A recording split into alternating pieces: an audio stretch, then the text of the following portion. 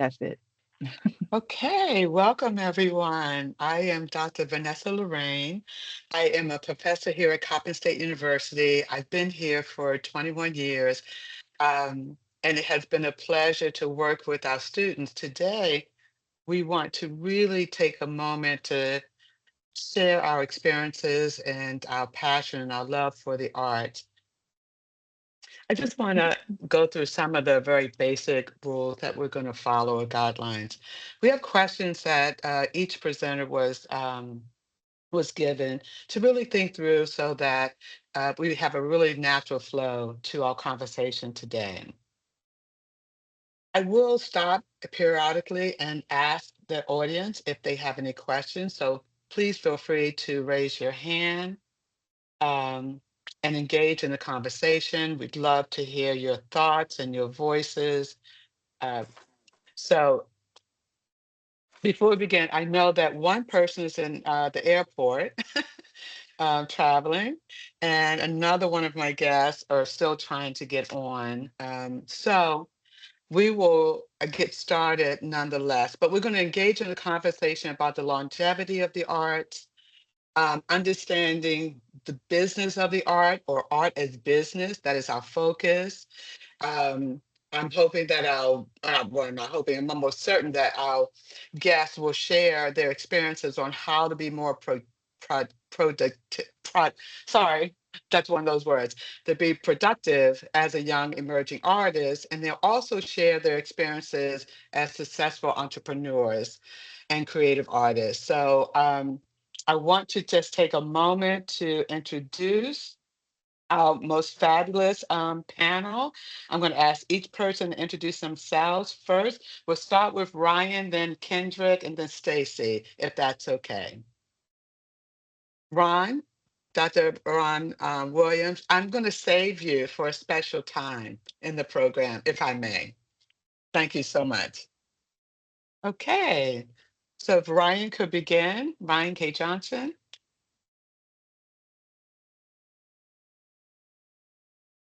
Let's shift a little bit. I see that he is actually traveling.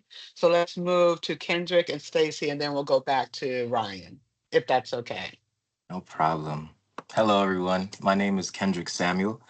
I'm a dancer, choreographer, and movement director with MSA Talent Agency between New York and LA.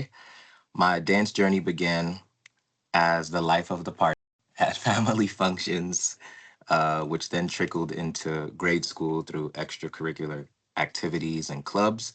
It was during my last 2 years of high school that I decided to join my local dance studio, which was DeVore Dance within Hollis, Queens, to further my training. And from there, I wanted more and decided to venture out to New York City to studios such as Broadway Dance Center and Perry Dance, and that's where I got immersed into the commercial dance world to kickstart my career as a performing artist and a choreographer. Thank you. Stacy, did you want to begin? Sure. Hi, my name is Stacy Williams. My company is Jazz Cat Herder. I'm an entertainment consulting firm. I create calm out of your chaos. My entrepreneurial and entertainment journey started actually in grade school. I was a performer. However, by the time I got to high school and I wanted to purchase my own instrument, my mother had had enough of musicians, and she said there won't be another one in the house. So by the time, so by the time I got to school, everything was performance based, but by then I was not confident in my performance skill. I wanted to do something on the business side, but there was nothing in the universities at that time that offered the business side of the entertainment industry. So by the time I got out of college and I was looking for a job, I couldn't find a job. I was living in Springfield, Illinois. I happened to come across a band that was performing regularly and they asked for a publicist. So I started out my entertainment journey as a publicist for a small band, and that kind of evolved into me going into a public relations agency in New York, as well as being on boards and wearing a number of hats as personal manager, publicist, event planner and production. And I decided, hey, I can make a business out of this. Thank you.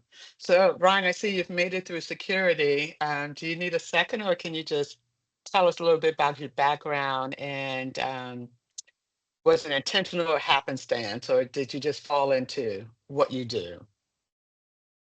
Well, good afternoon. I am Ryan Johnson, coming to you from LaGuardia Airport. I use the he, him series pronouns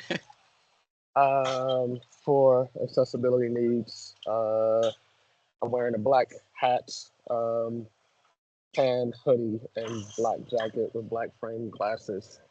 I don't think anything is happenstance in life. Um, I'm a firm believer that my life was written for me before I entered this space, and I'm trying to just showing up to it. Um, of course, that comes with intentionality and work ethic and ability to network and create and build and develop bridges between communities and practitioners and scholars. Um, I'm currently the first postdoc fellow at Ohio State University. I'm the founder and executive artistic director of Soul Defined Percussive Dance Company, which has two arms. We have a performance arm that translates percussive dance as a methodology to preserve oral histories of Black communities, um, utilizing immersive sound and media technologies and storytelling. And then we have a robust arts education program that connects percussive dance with math and literacy that is in service to about 70,000 kids K through 12 across the Mid Atlantic from DC to New York City. Um, Let me see. How did I get into dance? I mean, I look like Dr. Jackson. That's my mother. Um, I was going to say grew up that. grew up around her. Um, However, my career started at the age of 14 with Gregory Hines and Marvin Hamlish. Uh, did some solo performing while through high school. Then was cast as the soloist for Step Africa. Left Step Africa after 6 years of being the lead for that show. Went to Stomp, left Stomp, went to Cirque du Soleil. It's kind of kept going and going and going. Um, Currently, I'm on a movie on Amazon Prime called Musica that explores the world of synesthesia through percussive dance. And yeah, I'm just happy to be here and share. Uh, I'm here to Okay. provide an offering. And yeah, that's it. Thank you so much. And our last guest has joined us as well. So if you could just share your background, and you're in somatic arts and the healing arts, and our students are really interested in the area. And I was wondering if you could just talk about that in your background. Okay, so my full name is pronounced Toriette Kahirima Akeru, and Toriette is my birth name, by the way, my first name by birth, but Kahirima is my spiritual name, and most people call me by that name, Kahiri. Well, I've always lived at the intersection of the arts, education, and entrepreneurship, and in regards to the somatic arts and spiritual arts. I was born to spiritual psychic healers, so I was born into uh, that arena. But my journey began early when my mother introduced me to the arts as a child, and just at the age of 3 years old, I took my first West African dance class.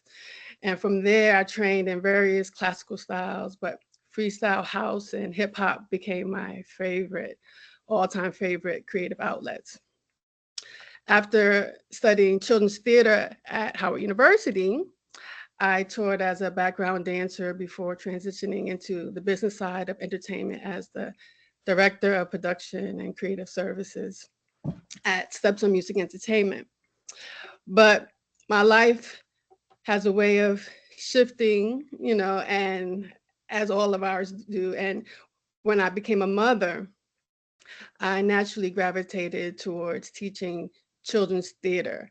And when one of my personal children faced difficulties with auditory processing challenges, my research led me to pursue a master's in education for students with disabilities. And then that took me into the New York City public school system, where I taught theater and special education and science. Eventually, my work evolved once again after publishing my book, Magical Woman, 10 Steps to Unleash Your Divine Feminine Powers. And at that time, I retired from teaching in the public school system to focus on life coaching and hypnotherapy and the healing arts. And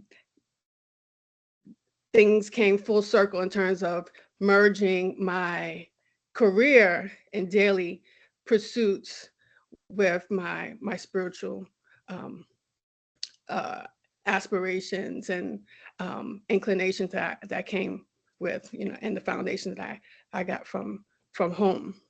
And so now through Magical Woman University, which is an online platform that I created, I offer online courses, and I'm also um, a co-owner of a metaphysical shop here in the Poconos Mountains, where I provide services for healing and personal transformation. And the next exciting chapter for us is that we're expanding into a Magical Woman Healing House here in the Poconos, a retreat space designed for wellness, spirituality, and rejuvenation. So my path was intentional or happenstance, a little both. I followed my passion, but I also listened when life redirected me. And the Mhm. arts were always my foundation, but they've expanded into something even greater, impacting lives through my creativity, healing, and as an educator.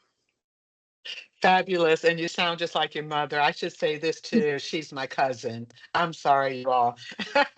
I just wanted to pull from so many different people. It just sounds amazing, the work that you've done. And you're such a diverse um, panelist that your interests, even though they connect through the arts, our students can understand that they can travel. Their journey could lead them in many different directions. And that's the purpose of this conversation. The next question I want to ask you is, we all have hit some challenges along our journey, but we recovered and we recovered well. So if you could just share a moment that you had to pull upon something, some inner strength, some guidance, or someone else in your life who to guide you and lift you up so that our students understand that the hard times or challenges may come, but there's always going to be a way out. And as I tell my son all the time, things will be okay. I know as an elder in the family, I know for a fact that everything will always be okay. So we're going to begin, Kendrick, Stacy, and then you all know. If you all can just pass the mic to each other, that'd be really great. Yes. I just want to start off by saying that resilience is the name of the game. It's something that I keep at the top of my mind with everything that I do, everything that I experience within this industry. Um, the industry in particular is tough. It comes with a lot of no's, it comes with a lot of setbacks.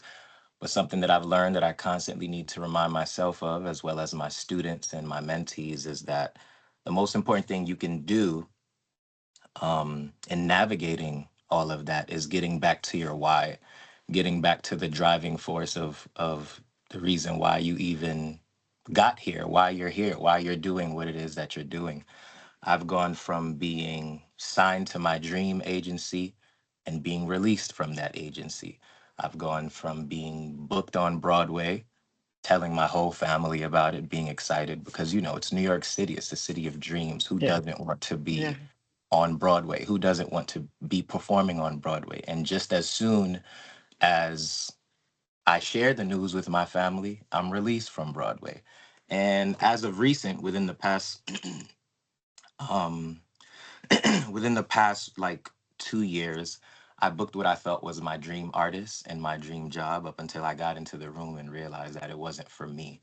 And I've been in this space for over a decade now. So it's like the lessons and the learning of it all doesn't stop. But I've realized, like you said, Dr. Jackson, that it's all about your inner strength. And on the other side of all of these things is character. And my character has been built and it's still being built. And that's something that I pride myself on. And so, yeah, resilience and that inner strength is key, and keeping your mindset in a place of knowing that there's always going to be something better on the other side of it. And to not throw in the towel, stick with it, stay with it. It's going to make you better. It's making you better in this moment, whether you even realize it or not. You just got to stick it through, stick it through, stick it through, stick it through, stick it through. All right. You could pass the mic.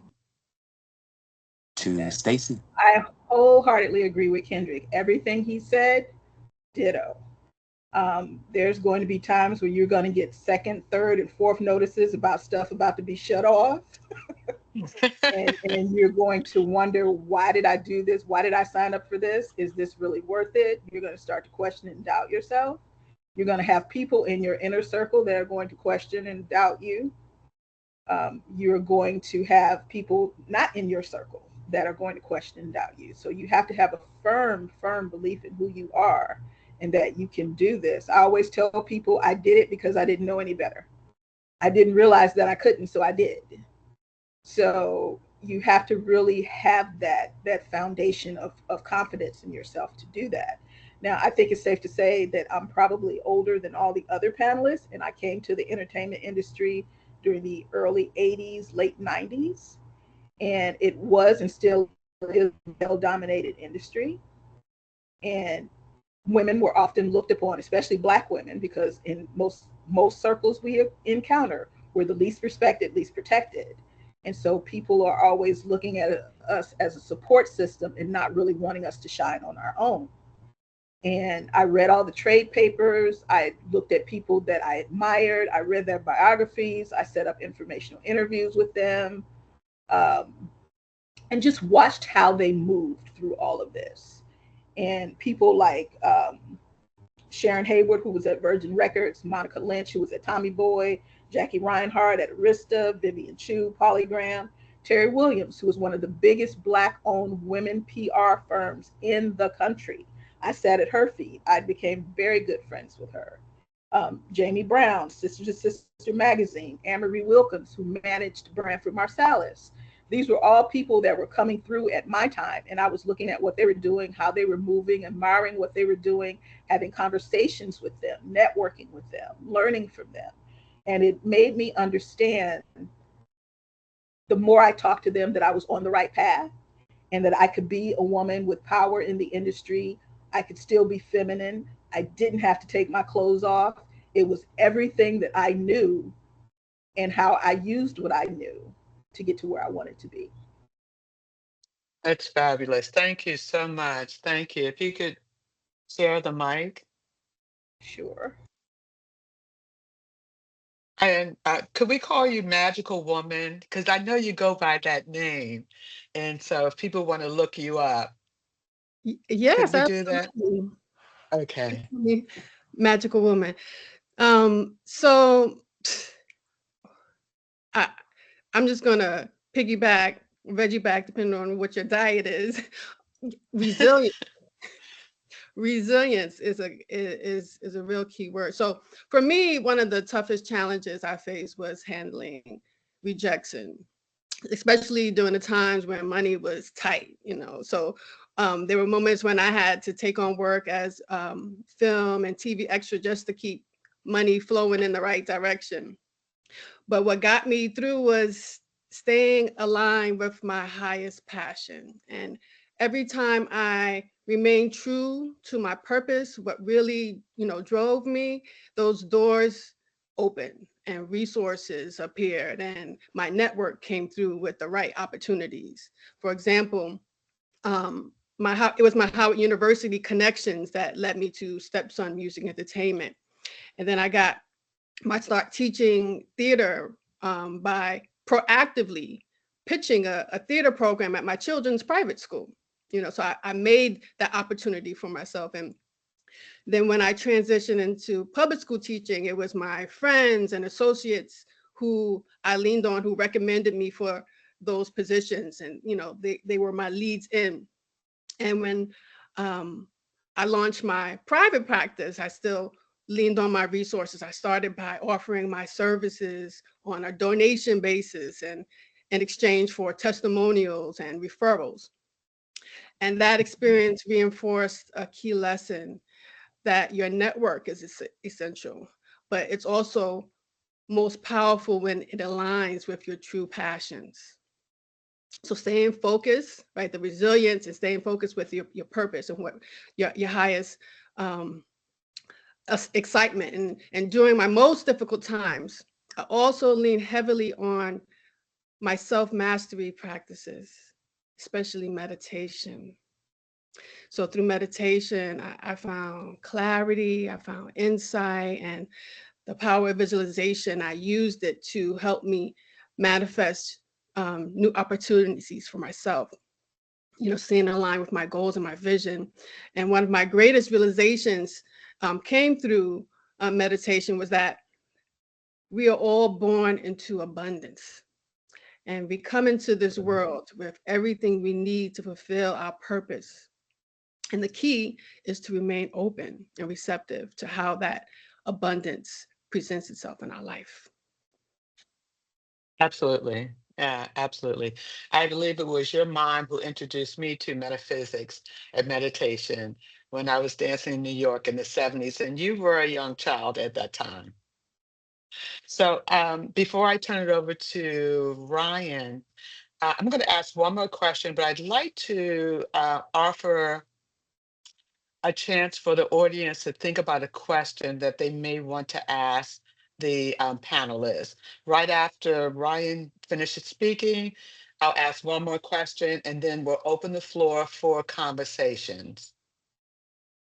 And I now invite Ryan to the table. Could you reread your initial prompt? I want to make Yes. sure that I answer that and not respond to all the greatness that Yeah, others have it's shared. really yeah, it's about your going back in time. There was a challenge that happened in your life, and how did you overcome that challenge? How did you keep moving forward? Like when you were knocked down, didn't think you could do it, then all of a sudden something happened and you were able to bounce right back. Tell us about that. Um, that feels real personal. Um, Um, but um, what I will well, you can share take it is from the what I've business. learned. What I've learned is to get out of your own way. Sometimes we actually Hmm. are more in our way than we think we are. Um, Always remember um, that I'm never bigger than the gig or the art. So the art is larger than me. I don't own it. It doesn't belong to me. I'm just a vessel to share it. Um, to always be a lifelong learner, and even when it feels like there's a derailment of the goal or the path in which you're thinking you're supposed to be on, that is really just a space for you to learn and reallocate your energies in certain ways. Um, and one of the biggest things is sometimes it's not about like who you know, but who knows you. So those ongoing relationships are vital, Hmm. especially when you're in what may feel like your world is upside down. It's just a redirection of sorts. Um, I think when, and again, um, this is not prescriptive at all, just my opinion. I think when you feel a level of disappointment, it's because you care. And so you have to learn how to navigate the care, right? The care of the gig, the care of self, the care of the environment, the care of the space that you're occupying. Um, and understand that, you know, none of us are exempt from being human. So we're all going to go through disappointment. And how you navigate that disappointment is truly um, a reflection of like where you are in your personal healing, your personal journey, I recommend therapy for everyone. It's extremely helpful for me. Um, but yeah, I think uh, we're existing in an industry that is technically the second largest grossing revenue stream for the United States, um, where people still hold the ideology that it's not a real job, and so we're combating a lot of opinions that are not facts. And so being able to weed out what is truth versus Mhm. opinion is very um, helpful when it feels like things aren't going your way. Um, and for those folks who are going into auditioning, if it's for television, film, if it's for stage, concert, or commercial, um, if you're cut, when you're cut, because we all get cut at some point. Um, Mm. it may not be about your talent. It may be about, do you fit the costume, and they don't want to put more money into the costume budget. It may be um, about, are you a close fit to who already played the role? Do you look like the thing? And so sometimes it's not solely about your ability, but there's a lot of other things that you may not be privy to understanding or knowing when you're in the space of auditioning. And so, even though it hurts to get cut, just look at it as a free dance class, a free acting class, a free workshop, a free something, and then go and celebrate it. Um, yeah, and learn financial literacy. Get a high interest savings account, put $10, 10% of whatever you make into it, um, and try to become sustainable beyond just the practice. Where else can you go with your knowledge of the body? How can that go into artist management? How can it go into nonprofit leadership? How can it go into conditioning? How can it go into art integrated curriculum? So you're not one dimensional. You're dancers, you're artists, you're creatives. So lean on that when things feel like they're upside down. That's all I got. Thank you. Some wonderful comments. Thank you so much. I saw a couple of questions come in. I'm wondering if I can get Kelly to maybe read a couple of those questions. Oh, sure. I think we have someone saying, love Step Africa. Go ahead, Kenny. And then, have you ever doubted that you were operating in your calling and what factored into that conclusion? One more time, could you repeat that? Sure. Have you ever doubted that you were operating in your calling and what factored into that conclusion? And who would like to respond to that?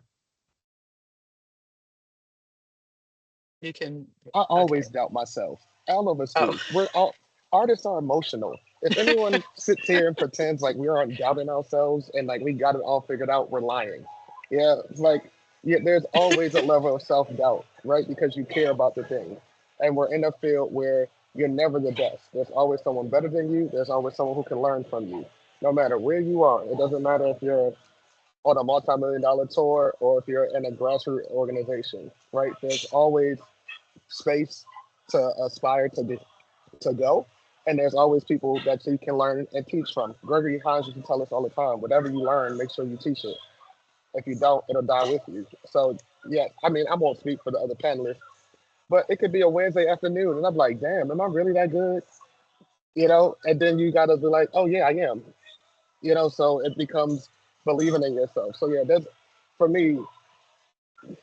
I would walk on stage for Cirque du Soleil and be like, I don't even know how I got here, but let's go do this. Let's go do this show. You know what I'm saying? Like, so, um, I try to take the performance idea out of success, out of it. Like, there's doubt because you want to believe in it. And someone is going to say yes, no to funding. Someone's going to say yes, no to the gig. Someone's going to say yes, no to all the things. But you got to believe in yourself and you got to know that you are great at whatever you decide to do. And as long as you have proper planning and you can continue to invest in yourself, you'll be all right. yeah. I'm But going to, I'm the Stacy, youngest here, so I don't know. I don't know. I got a lot to learn. I don't know, you and Kendrick maybe? Okay. Stacy, I know you wanted to say something. Would you like to join in the Sure. conversation? Sure. I look at self-doubt as the indication that there's something more for me to learn. I am a lifelong learner. I'm an avid reader. I know that I don't know everything. I know that I won't all will ever know everything. But when I have times of doubt, I just kind of look at that as like, why are you doubting yourself? What is it you need to do or learn in order to overcome that doubt? Thank you. And Kendrick, okay, I'm gonna pass it then, Kendrick, and then Magical Woman. There you go. Yes, I feel like don't mind me piggybacking off of what Ryan said. I was just processing what the prompt was to figure out how to go about answering it. Um, Personally, I feel like self-doubt comes from a place of us being challenged and not knowing whether or not we can like face up to that challenge. But also, even within being challenged, like being challenged doesn't mean that you aren't worthy or capable of doing whatever it is that's in front of you. It just means that you're being exposed to something that you aren't experienced in, if that makes sense. So I feel like that's where a lot of Mhm, the self-doubt mhm. comes from, in addition to the no's that are inevitable, the no's that you will receive, the setbacks that you will receive. But all of that comes down to your mindset again at the end of the day. So like Ryan said, like we all experience doubt, whether you're doing great, whether you're doing not so great. And the tricky part about it is that it's especially going to come when you're doing great. So it's like, we're humans, we're emotional beings, especially as artists. Like we're getting on these stages, we're getting in front of these cameras, and we're using all of what's inside of us to convey a message. Like we're emotional beings, so I feel like the self-doubt is always going to be there. It's about how you navigate through it all. Yeah. So for me, one of the biggest moments of doubt I experienced was when I was at Howard University in my undergrad years. Initially, I went in for psychology and I was going to minor in the Black child. And it wasn't until I was in my psychology class, this was like at the end of the term, and we had to do this paper on nature versus nurture, and we had to pick a side and support that side with you know with the scholars. And I just thought it was I thought it was idiotic, to be honest with you, because I didn't understand why they didn't understand it was nature and nurture. And I didn't see how it made sense to pick a side, because everything, the nature and the nurture goes together. And I felt like I wasn't using my mind, I wasn't using my creativity. I felt like parts of me were dying, and I actually got depressed. And I was like, what am I doing here? And I was like, this psychology thing is not it for me.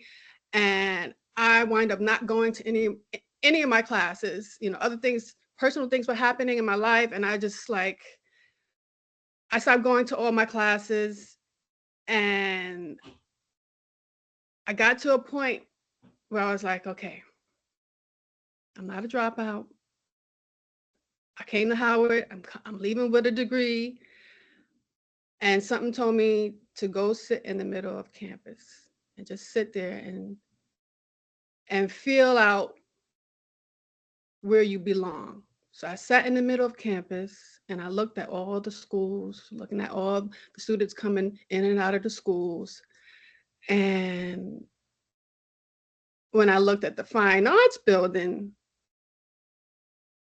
everybody coming out the fine arts building were dancing, laughing, joking, having a good time. I said, okay, that's where I need to be, where the happy people are. And I said, and I realized, and I said, that's me. That's where I need to be. And it was so therapeutic for me to at that point to change my major. And at first I was going to go into dance, but there was no dance department at the time. When I was looking to, so the next best thing was children's theater, but which is actually the best thing for me, because children's theater encompassed all aspects of entertainment, included dance, acting, behind the scenes, learning how to produce, theater. And I got in. I even got to do drama therapy, which was awesome, while I was there. and my GPAs skyrocketed. My happy meter skyrocketed. The dean's list, everything, and making that decision to in line with my passions and the things that actually fed my soul um, was what opened the door for me. And then, I got to share, later on, like I said, I was a children's theater teacher and I produced theater, and I actually got to have my own children in my productions. I was their teacher. So that's my story of that moment of doubt. Was I doing the right thing? Worry, and I just sat. That was my moment. That was my way at the time of introspecting and meditating, connecting, and I saw the way where the happy people were. So, Can I jump in? great comment. Yeah, real quick, I'm Doc- gonna move to another section. Okay, go. Um, yeah, so I was watching in the chat and also listening to you speak. There's not a singular way to success, right? I dropped out of college 3 times. Um, and it was not because I wasn't good at it, it's just because I wanted to do something different, right? And so I think it's important to acknowledge and uplift that learning happens both in the institution and in practice, right? When you get into graduate studies, they call it practice as research. And so for students listening, understanding the importance of being a learner, not just in your course curriculum or not just beyond the studio or the institution that you're in. Like there's learning that's happening in everything that you do. So continue to learn, continue to be a sponge and absorb information. Um, and because I think someone is speaking about like, oh, I'm a non-traditional student. I'm as non-traditional as it gets, right? I And think we all so are. right? Because when we think about a Yeah, traditional student, it's from the lens and the ideology of a Western European focus or lens, right? And so, yeah, regardless of when you enter back into this space or when you find your calling or when you find a thing that you're in love with, just be in love with it and know that it can look and be shaped in any way that you want it to be. Because the reality is, everyone's not going to be a professional performer, right? Like it's just one, there's not enough jobs for it, and two, the talent is just crazy. All right, so what do you do with what you love and connect it to other things so that you can find joy and you can find that internal peace? And as my mother used to say, if you do what you love, everything will fall in place. And that might not be the performance route. And so finding those connective tissues or that spaces of intersection is what's going to make you successful versus trying to live within the dream of someone that you've already seen.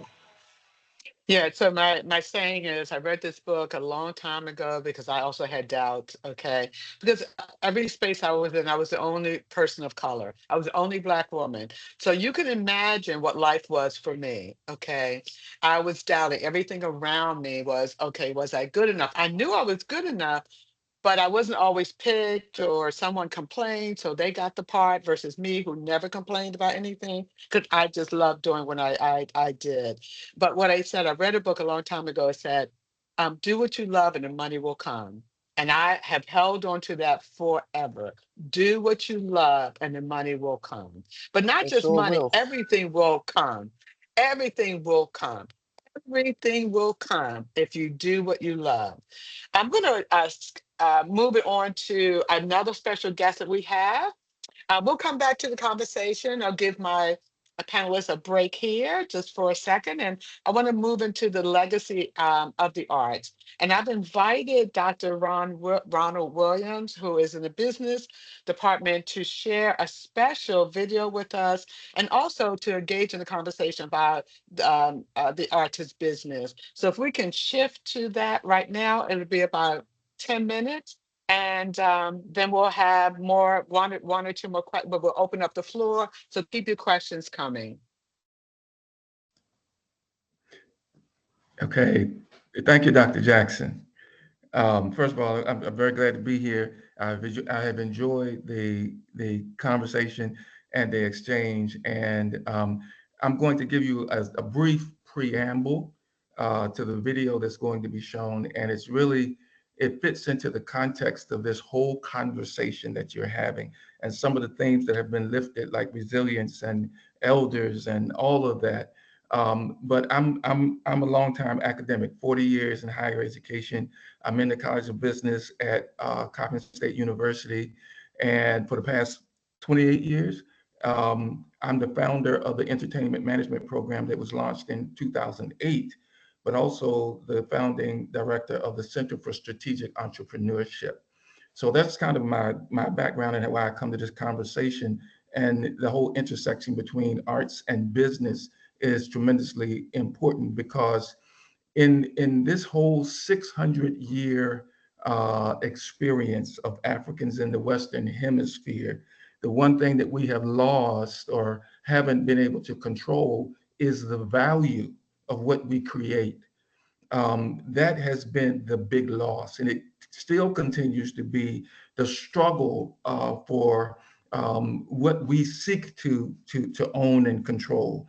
Um, I have been blessed. I have been blessed tremendously. We all have blessings of different stripes and kinds, but one has been strong men, strong Black men in my life. My paternal grandfather, my maternal grandfather, my father-in-law, my spiritual father, all strong. So I am grateful to God for that in my life, and I don't take it for granted.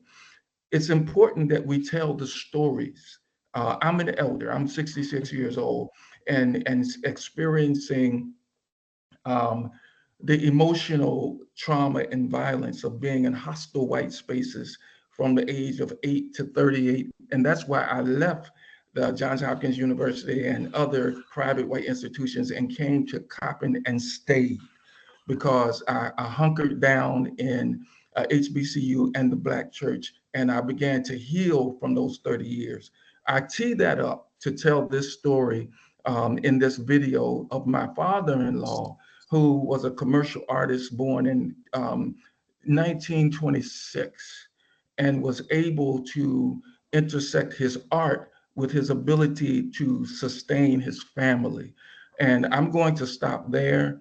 And Kelly, if you would tee up the video, and then I'll come back and make a comment. Failure is not an option. The life and art of John B. Neal.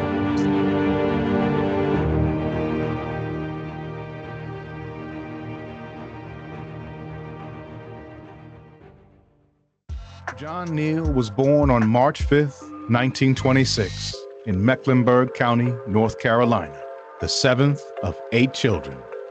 He spent his early years on a farm along the Catawba River, where his love for art first took shape. After graduating from Reed High School in May of 1944, he was drafted into the U.S. Army, serving in Italy at the time of the D-Day invasion in Normandy, France. Returning home, John pursued a career as a commercial artist and technical illustrator, an achievement that was far from easy. Art was something that I wanted to do from early childhood, but getting the opportunity to do it for a living was a dream. You had to know someone and overcome the obstacles of segregation and discrimination, John recalled. His young dream was also met with skepticism, even from those closest to him.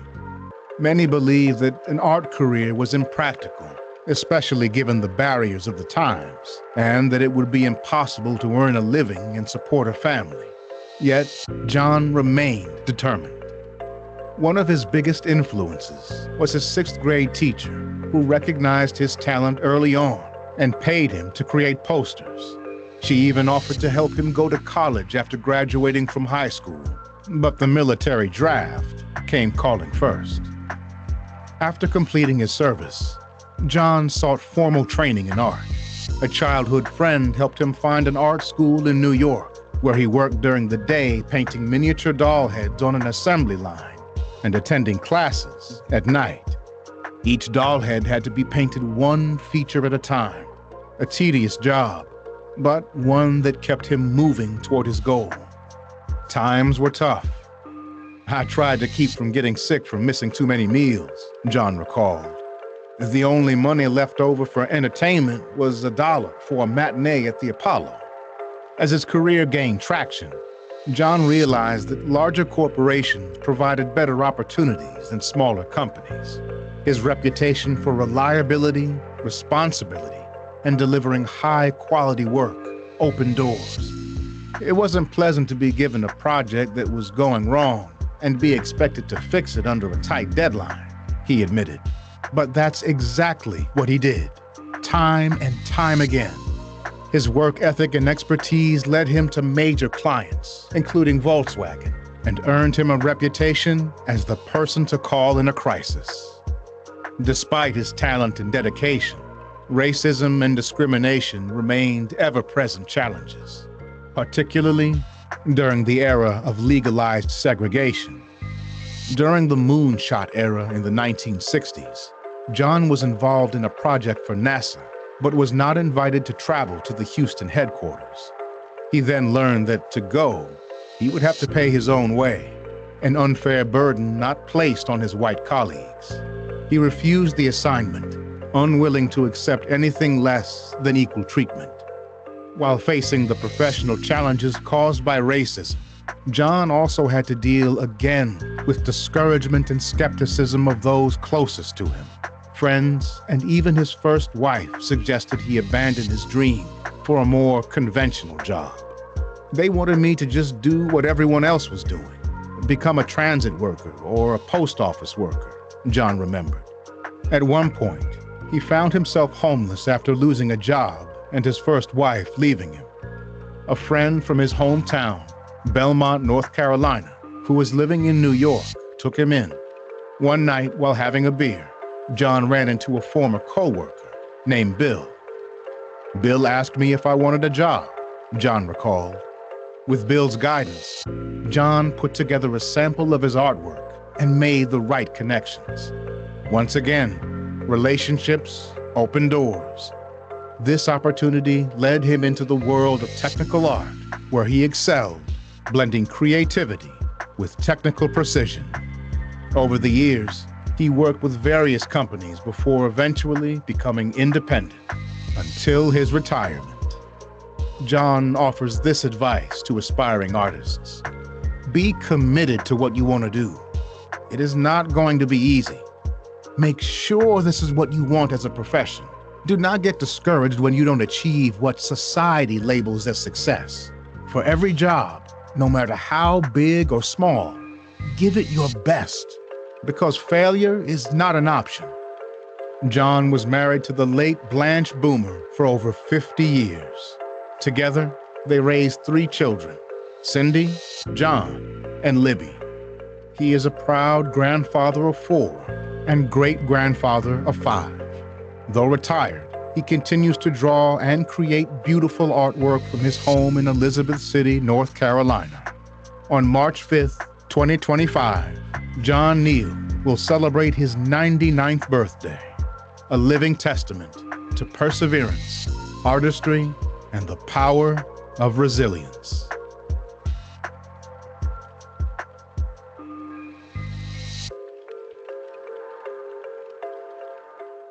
Mhm. Failure is not an option. The life and art. So I offer that, you can see the themes are pretty much aligned. Be committed, know your purpose, the whole theme of resilience and showing up and doing your best. And, especially now as we see history repeating itself in many ways, we can lean on the elders, the elders. There's a book called Conscious Eldering, and I'm leaning into my own space. I hear the young people call me OG, and I don't get offended anymore. A term of endearment. But uh, storytelling is important, and we're going to need our stories more than ever. So I'll stop there. Thank you very much, Dr. Jackson, for the opportunity. Oh, absolutely. That was phenomenal. Just phenomenal. I am so glad that you were able to share. with us today. Thank you so very much. What I'd Thank like you. to do is we have maybe about 20 more minutes. I really want to just open the floor to our audience and invite you, Dr. Williams, into the conversation with the audience. So if we could highlight our panelists again and also monitor the questions in the chat. We'll need about a second to transition. But while we're Well, transitioning, I do want to share with you all that this will be a podcast. So I had a conversation with Kelly. It's the undeniable impact of the arts at HBCUs. So from now on, from this day forth, that's the podcast. And I will be interviewing different artists at HBCU so they can share their story, to tell their story. And we can have real conversations about the political climate, what's going on. So yeah, so that's the announcement that we're moving in that direction. This is our second year of hosting this conversation. And we're now moving to the next level and interviewing all the HBCUs in their arts programs. So let's highlight Black art congratulations. on HBCUs. Thank you so much. I'm so excited. So can we bring questions in for our panelists, please? Yes, we can, Dr. Jackson. If the attendees would like to raise their hand, I can unmute them.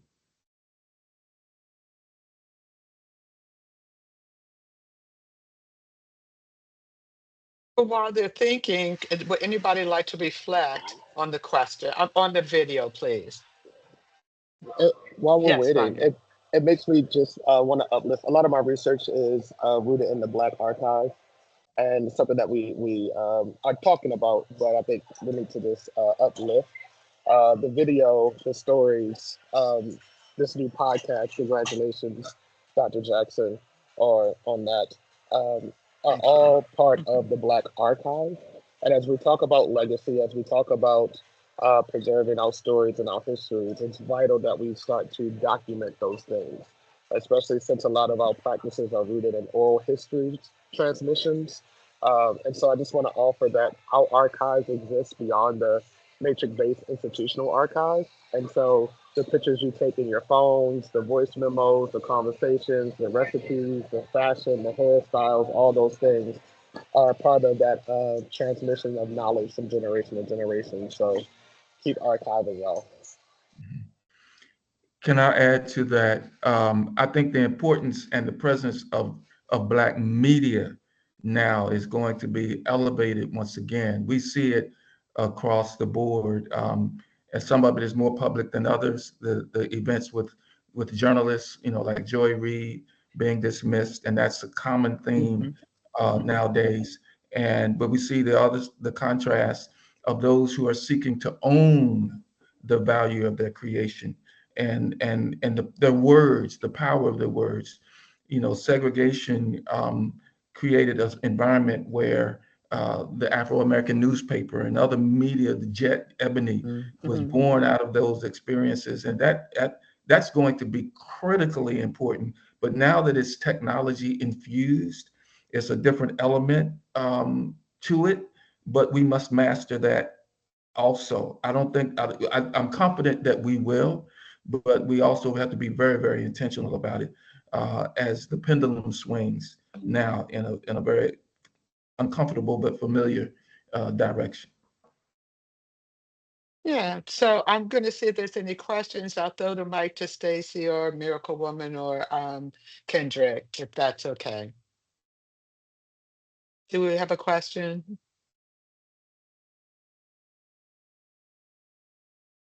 I see there is a hand raised. Um, Yes, I believe it's Briandra Franklin. okay. Your mic is unmuted. You can go ahead and ask your question, please. Thank you. Good afternoon. Thank you for putting this together. This has been a very interesting conversation.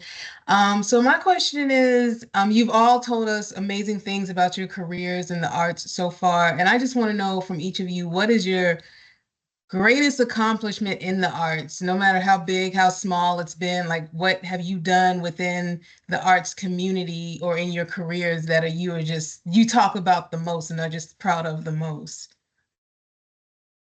So I tell you what, we will, Miracle Woman, Kendrick, I'll move to Stacy, then Ryan. And Ron, if you would piggyback on that, really, okay? Well, for me, in the art specifically that I'm most proud of is the work that I've done with children's theater, because of how therapeutic it is, how healing it is, how it brings people together, and I'm really proud of the fact that I was able to bring theater not only to my children, but also in the New York City public school system, and um, and the way I see people transform, my students transform, through the process of it. It's just so rewarding, as a teacher and someone who was able to, produce theatrical works. That is, and it's so, and you learn so much. You get you get to share stories. You get to. It's just so rich. It's just so rich. It's such a rich experience to be able to produce theater and to see the results and the impact it had on people involved. So, thank you. I would say the proudest moment within my career, interestingly enough, ties into all of what we've been speaking about throughout this whole time with uh, navigating self doubt, finding that sense of resilience within your artistry. Uh, it was back in 2022. I lost my grandmother on the day of her birthday, which was January 9th, which happened to be 5 days before my birthday. And my birthday was January 14th. And in that moment, you could only imagine like what that is for like anybody. And my grandmother I looked at as my mother and my father. I have my mother in my life, but my parents divorced back in 2003. And so my grandmother always served as mom and dad, whether mom was home or not or out at work and stuff. So it was a really, really tough loss to try to navigate. So within that time, I made a decision mentally. I didn't say it out loud, but I made a, a decision mentally to like be done with dance. I was done. I was good. I'm like, we're packing it up. We're hanging it up. I couldn't listen to music. It doesn't matter what genre of music it was, like the sound of music, like tears just coming. I couldn't watch music videos. I wasn't myself. I wasn't able to hold conversations with people. I developed social anxiety. I felt super uncomfortable. And that was really surprising to a lot of people because, it's Kenny. He's the life of the party. He's the one that's motivating everybody. He's the one that's doing this, that, and the third. And it changed my identity and shifted a lot of things. So, uh, 2 months later, well, a month after my grandmother passes away, the Super Bowl happens. And this one in particular is the one with Dr. Dre, Mary J. Blige, 50 Cent, Kendrick Lamar, that Fatima Robinson happened to choreograph with her team, Tia Rivera and Adrian Wilshire. And a month after that, come March, it turns out that they're teaching a workshop to teach the choreography from the Super Bowl. And within 10 minutes, I don't know what it was, but I just felt called spiritually to just sign up for the workshop. I live in New York. I travel between New York and LA for work, but I'm based in New York.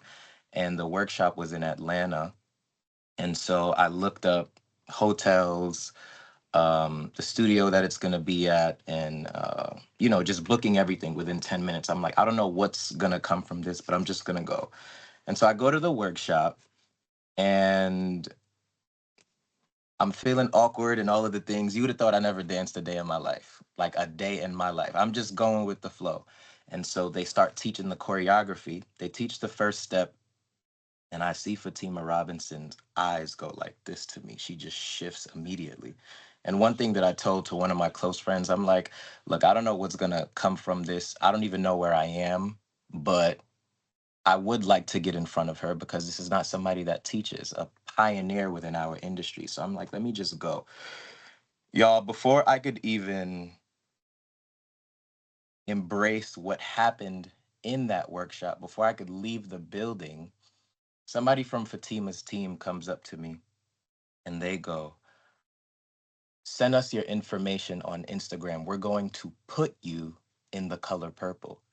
And I'm like, the color purple? What are we even talking about right here? Like, I didn't even get to process my time in the workshop or anything of the sort. And so I fly back to New York, and 2 weeks later, I'm in rehearsals for the Color Purple feature film, which is my first movie credit, and got to be a principal dancer within that. And I would say that is my proudest moment, and a time where even though after all of the rehearsals, I'm crying my eyes out. After every scene we're filming, I'm crying my eyes out. I'm finding my way within all of the self doubt, within all of the grief, within my world feeling like it's been turned upside down. And I would say that's my proudest moment. And Stacy. I'm sitting here trying to narrow it down to one, and I'm struggling with that. Is Um, there a theme? Is there a theme behind all of that? well, I guess I'll tell you the things. I was proud to be on the ground floor of building out the Duke Ellington Jazz Festival, which is now the DC Jazz Festival. I was proud to be a publicist and a coordinator for the Bill Pickett Invitational Rodeo and go into the schools and talk about the history of cowboys and actually bring descendants of Bill Pickett into those classrooms for those kids to talk to. I'm proud to be the co-chair of Arts Administrators of Color because we're fighting for a place at the table and to build our own table. I'm proud of being a co-chair of the DMV Music Stakeholders. We were recently able to pass a bill in relations to artists performing on the streets of Washington, D.C. I think right now my proudest moment is being asked to speak at something like this because people still want to learn from me and Oh, impart knowledge. good thing. And there is someone on the call that surprised me. This was somebody that when I was in the corporate world teaching professional development classes, she was Hmm. in my classes. So Oh, that is my proudest moment right there because you never know how you touch people. absolutely. And I never would have thought that somebody from that life would show up here. Oh, thank you. Ryan. Um, those amazing memories for everyone. Thank you for sharing some of those core memories. Two things come to mind for me. Soulify will be 10 years old next year. We've been able to create sustainability for percussive dance in the DMV Mhm. with artists. There's only one other company in the world that is able to offer full-time employment, which is Step Africa, and we're almost on par to be able to offer full-time employment to our artists with health benefits and retirement plans, and continue to find bridges between. Hold on, I got to scan in. I'm getting on my flight. Um, and then I think the other thing will be I'm the first body percussionist to receive a Guggenheim in the 100 years that it's been in existence, which is why I'm in New York. Um, so, Yeah. thank you. Well, I know you may have to get on the So, plane, but he was just saying he is a 2024 Guggenheim winner. Ja- Um, yeah, So the first I mean, body percussive percussionist dance, and body percussion. not percussive dance, body percussionist Sorry, body uh, percussion. Sorry. in the category of choreography, just because there have been some amazing tap dancers um, who have um, received Grace the to say, honor. I got So you. yeah, I Okay. mean, Well, thank you for that everything for me, correction. it's about it's about legacy and how trying to knock down doors so that other generations have space and have inspiration to hopefully continue to do great things and push the needle a little bit forward. Thank you. Ron, before you Dr. Williams, before you begin, is there any other questions in the chat or is there any other hands raised?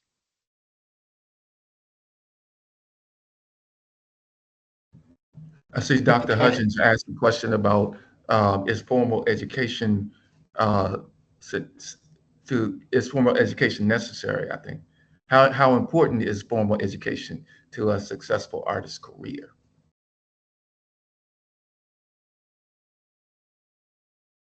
I'm going to say that it really it depends on the person, because Yeah, I'm sure there's some people here on the stage who don't have a college degree who've been quite successful, and some who do, who have gone actually gotten their masters and been successful. I think it really depends on.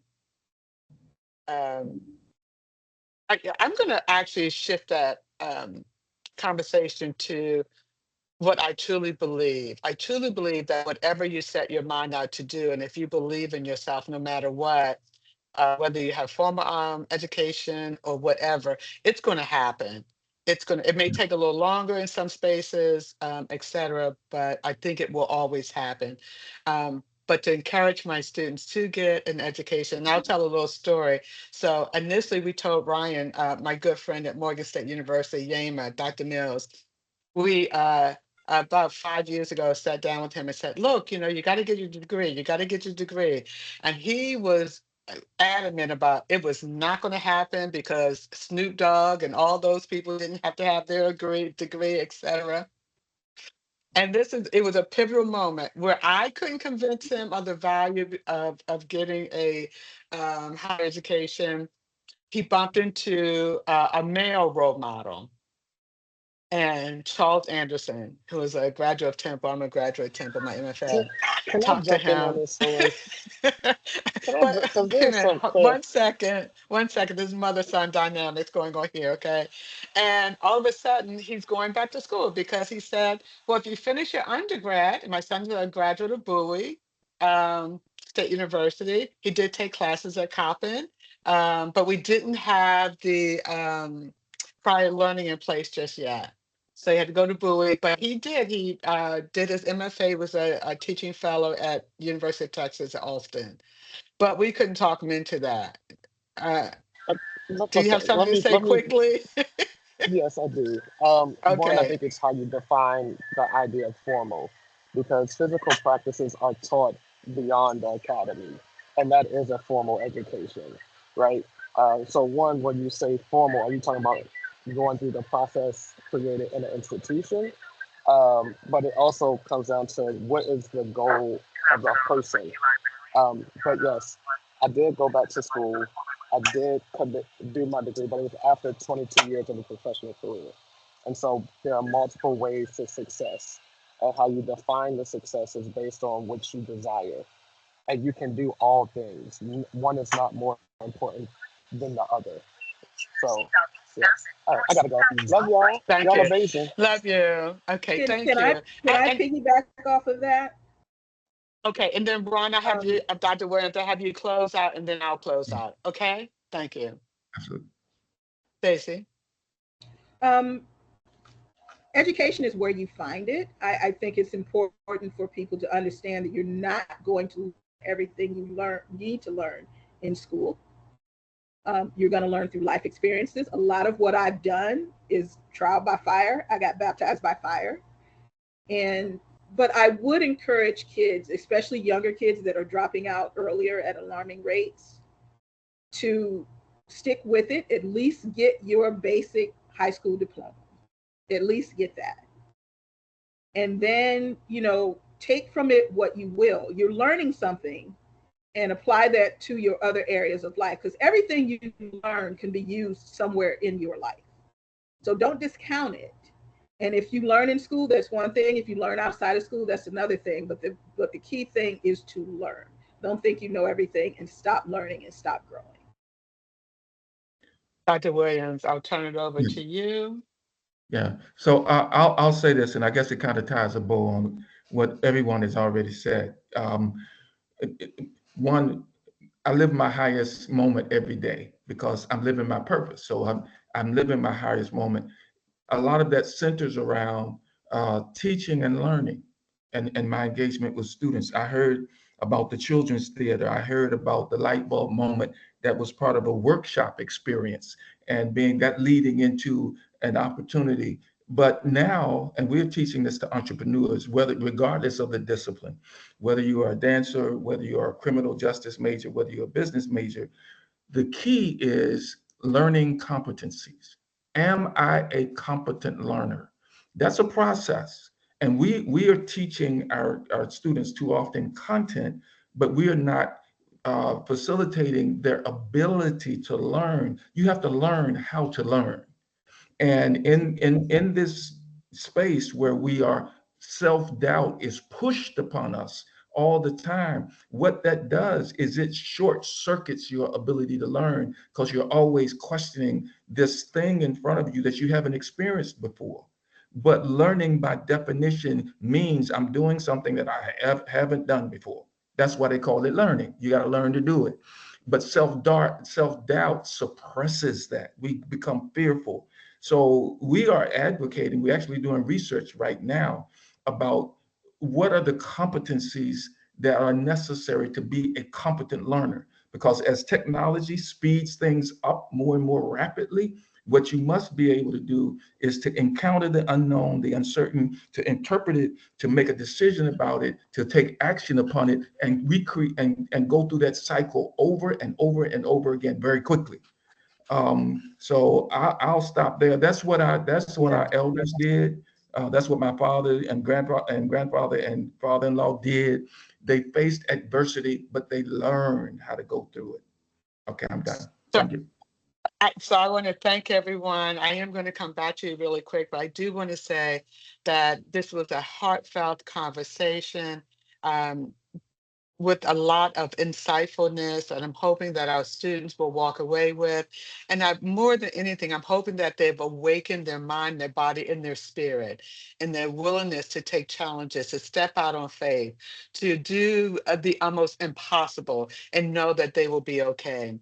So I'd like to end with my panelists, and I'd like for you to maybe um, just share one word or a quote, uh, or a very short message that our students can take away and hold on to and know without a doubt that all is well. And I'll start with Ron and Dr. Williams. I'm sorry, because we're friends, I keep calling him. So I'm so sorry. Please accept my apology. Dr. No, that's fine. Williams, Yeah. Stacy, Miracle Woman, Kendrick. What is it, Ryan? Okay, but he's gone. Okay, we'll end with Kendrick. Well, resilience requires learning. I'll just leave it with that one sentence. Resilience requires the ability to learn. Stacy. As an artist, you are a business. That is your livelihood. That is your craft. That is your means to an end. So you need to think more like a business person in addition to thinking like a creative person.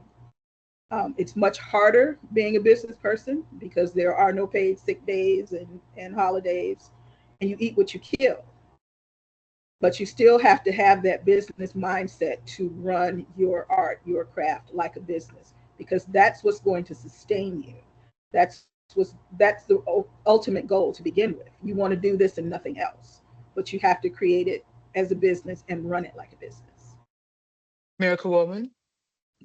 Okay. To know that challenges are going to come, and with every experience is a lesson guiding you in your purpose. So keep evolving, stay true to self, and notice that when you move with intention and authenticity, you become success in motion. And Kendra. Absolutely. Absolutely. I just want to close out with trust the journey. Trust the journey. Go out into the world and make it do what it do because you can. You absolutely can. So I want to say to everyone, look out for the podcast, The Undeniable Impact of the Arts at HBCU, Conversations with Creative Educators and Entrepreneurs. Thank you so much. I am Dr. Vanessa Lorraine. It has been an honor and a pleasure, and thank you. Namaste. And that concludes today's program. Thank you.